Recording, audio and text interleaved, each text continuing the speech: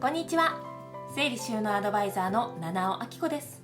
今回は築古マンションにお住まいのお宅のキッチンと洗面所のビフォーアフター事例についてご紹介していきたいと思います。このチャンネルでは収納や片付けを中心とした暮らしに役立つ情報を発信していきますので、ぜひチャンネル登録をよろしくお願いします。今回はお子さんお二人の4人家族で 2DK のマンションにお住まいのお客様の事例です。築年数が30年以上経っていらっしゃるお住まいで、作り付けの収納も構造が古く使いづらいことにお困りでした。またお子さんがまだ小さいこともあり、いたずら対策も考えた配置をどう作ればいいかという点にもお悩みでした。そこで今回はそんなお客様宅を1日5時間の作業でお片付けさせていただき、キッチン、洗面所、リビングの3カ所の収納を見直したビフォーアフターをご紹介します。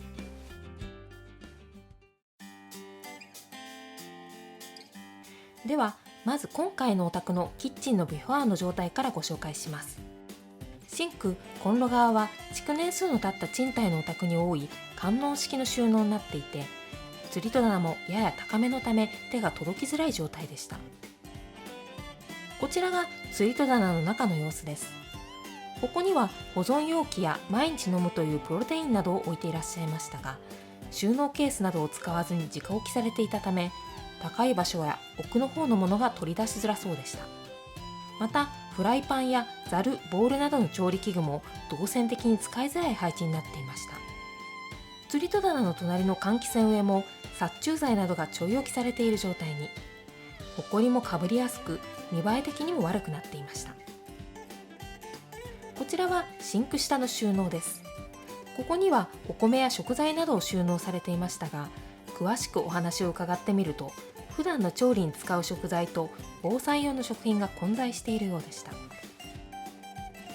こちらは同じシンク下の小さい扉の方の収納です。ここには普段の料理に使っている調味料やラップのストックなどを収納されていました。ただコンロ側からだと扉の位置の関係で若干調味料が出しづらそうでした。こちらはコンロ下の収納です。このジラックがいくつか配置されているものの、あまりうまく活用できておらず、スペースとしては比較的余裕があるのにもったいない状態になってしまっていました。続いてこちらは冷蔵庫横の食器棚の下段です。こちらはお子さんの手が届く場所なので、いたずら対策で扉にロックをかけてお使いでした。ですが奥に入っているプレートのうち、右側の3枚は使用頻度が高いのにロックがあるせいで出すのに手間がかかってしまっていました。こちらは食器棚の上段です。こちらにはよく使う食器をまとめて収納されていたため、使いづらさはなさそうでしたが、一番上の段の左側のティーセットはめったに使わないそうで、せっかく出しやすい場所なのにもったいない状態でした。さらにこの食器棚の向かい側にもサブの食器棚がありました。ダイニングを挟んでいるためキッチンからは離れてしまっており、動線的にはちょっと不便なこちらの食器棚。主にお子さんに触られたくない炊飯器や電気ケトルなどを高い場所に収納するために使っていらっしゃるとのことでした。こちらの食器棚の上段には朝食用のパンやお出かけ時に使うご夫婦のマスク、その他細々した雑貨などが収納されていました。パンはコンロ側で普段焼いているそうで、本当はこちらの食器棚ではなくコンロ寄りの方が動線的には便利だそうなんですが、お子さんのいたずら対策のためやむなくこちらに置いているそうです。そしてこちらは食器棚下段です。ここには主に防災用品を収納していらっしゃるとのことでしたが、普段飲むお味噌汁もあったり、使っていない保冷剤もあったりと、やや役割が曖昧な状態でした。このような状況を踏まえて家事動線を考えつつ、お子さんのいたずらを気にしなくていいようなものの配置を目指して作業しました。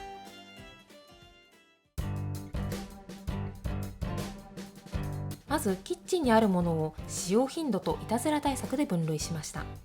縦軸に使用頻度、横軸にお子さんが触っても大丈夫かどうかで表にするイメージで、キッチンのものを全部出ししながら仕分けていきました。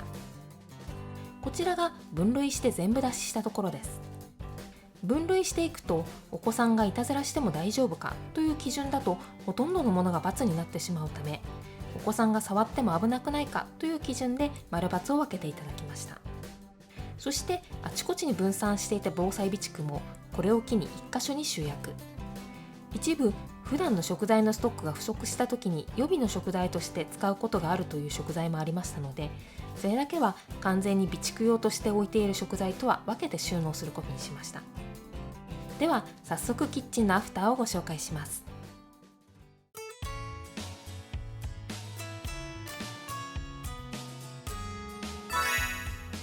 まずはキッチンの吊り戸棚です。物が直置きで出し入れがしづらい状態でしたので、100円ショップのカゴを使って高い場所でも出しやすいように改善しました。こちらは吊り戸棚左側に置いているボックスの中身です。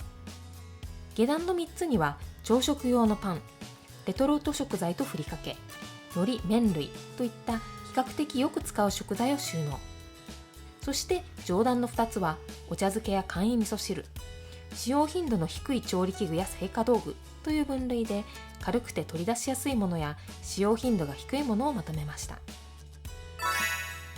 こちらは吊り戸棚右側に置いたカゴ2つの中身です。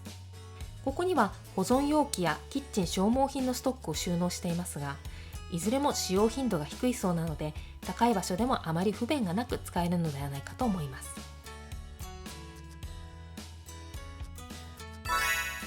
続いてはシンク下の収納です。右側手前側には使用頻度が高く、水を使うためシンクの近くの方が便利なお米やお茶を配置。その隣にはよく使うキッチン用タオルやゴミ用ネット、メラミンスポンジを収納しました。今回はケースが足りなかったため紙袋で使ったボックスで代用しています。そしてその奥には今はほとんど使っていないランチョンマットや雑貨などを収納しました。そしてこちらはシンク下の小さい扉の方の収納です。こちらには主に掃除道具を収納し、奥のコの字ラックにざる、ボウルを配置しました。続いてこちらはコンロ下収納です。右側は主に調理器具や調味料、左側はゴミ袋やコンロ側で使う掃除道具をまとめています。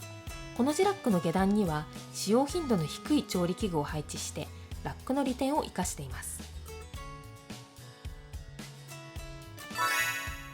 そしてこちらは冷蔵庫横の食器棚下段です。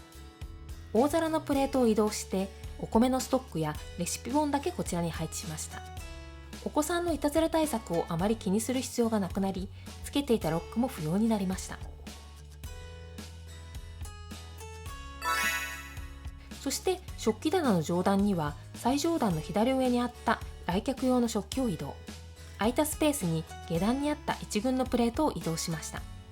よく使う食器をこちらに全て集約することができましたので、動線的にも便利になりました。そして向かい側にあったサブの食器棚は上段に使用頻度の低いティーセットと来客用の大皿を移動。下段にコーヒーメーカー用のカプセルとコーヒーカップ、そしてマスク類を集約しました。こちらも収納ケースがなかったため紙袋で代用しています。そしてサブ食器棚の下段には防災グッズと防災備蓄を集約。賞味期限が近く早めに消費したいものは左側上段にまとめました。続いては洗面所のビフォーの様子です。こちらは洗濯機周りに配置されたランドリーラックでタオル類や洗濯用ネットなどを収納されていましたが、全体的にごちゃっと見えてしまうことにお悩みでした。洗濯機の向かい側には洗面台がありましたが、築年数が経っているマンションということもあり、収納はほぼ洗面台下のスペースのみ。収納不足なのに加えて構造も使いづらくお困りでした。こちらがその洗面台下収納です。様々なものが詰め込まれていましたが、元々のスペースが限られていたり、配管が邪魔になってしまって全体的にごちゃっとしがちで、どこに何があるか分かりづらくなってしまっていました。そのため限られたスペースを有効活用すべく、物を整理しながら収納方法も見直していくことにしました。まずは洗面所に収納されているものをカテゴリー別に分類しながら整理していきます。洗面台側のものは洗濯用洗剤、掃除用品、シャンプー類、歯磨き用品、化粧品、ヘアケア用品、ご主人のひげ剃りグッズという感じでカテゴリー分けができましたので、細かいものは紙袋で使った仮の収納ケースにまとめつつ整理していきました。そしてこちらは洗濯機側に置かれていたタオル類です。中身を分類していくと、保育園用のプールのタオルなど洗面所に今置いておかなくても良さそうなものがかなりあったため、そちらは寝室の方に移動。また普段使用するタオルもキッチン用やトイレ用はそれぞれの場所にあった方が便利とのことでしたので、それも移動させつつ洗面所に置いておきたいものだけに絞って配置してきました。では洗面所のアフターをご紹介します。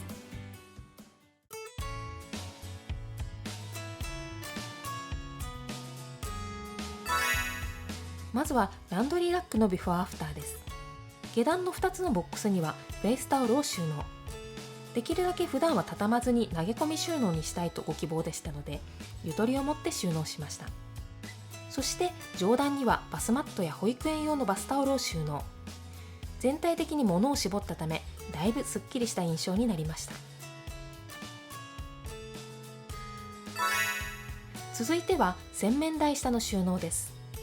こちらは100円ショップのコの字ラックを追加し、少し高さも活用した収納に見直しました。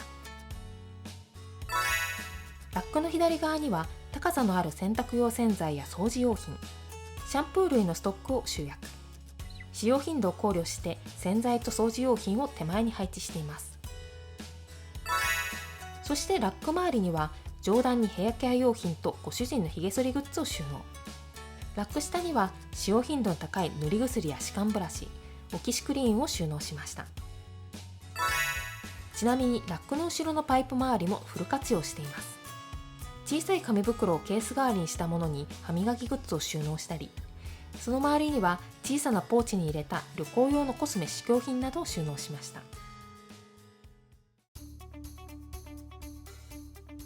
そして最後に1時間ほどお時間が残ったので、リビング収納も見直しました。リビングはパッと見は機能的な収納を作っていらっしゃるご様子でしたが、ちょっとしたポイントで不便が発生しているようでしたので、そこをピンポイントで見直しました。その様子をダイジェストでご紹介します。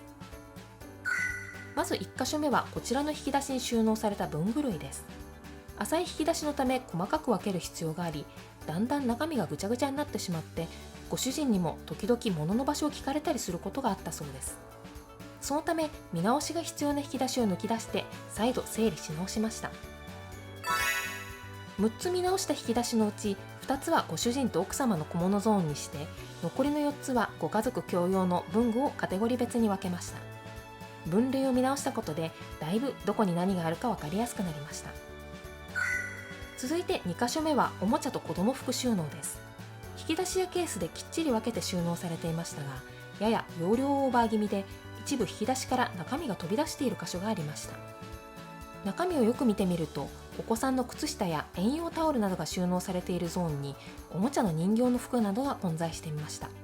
そのためおもちゃは別の場所に移動することでスペースに余裕を持たせることにしました。こちらはパンパンで中身が少し飛び出してしまっていた引き出しです。小さい引き出しにタオルと靴下が一緒に入っていたため、ちょっときつそうな状態でした。そのためおもちゃを移動させたことで空いたスペースを使い、タオルと靴下の引き出しを分散させることにしました。こちらが見直し後の靴下用の引き出しです。スペースにゆとりを持たせたためだいぶ余裕ができました。これで閉めた時に靴下がはみ出ることも減らせそうです。おもちゃ収納ももともと4つの箱のうちの1つは抱っこ紐収納されていましたが、それを玄関に移動させ3箱分から4箱分におもちゃスペースを増やすことができましたので、少しこちらも余裕ができました。そして最後はご主人の小物収納です。ラック上のあちこちにご主人の小物がちょい置きされている状態で、プリンターの上にも領収書などが多数置かれていて、プリンターの蓋が開けにくい状態でした。こちらのテレビ上のスペースにも CD を収納している箇所が微妙に手前にスペースが空いていたので、ここにも物がちょい置きされやすい状態になってしまっていました。そのため CD を2列にして前後に収納。ギュッとコンパクトにして幅に余裕ができたため、その横にご主人の小物類を置けるスペースを作りました。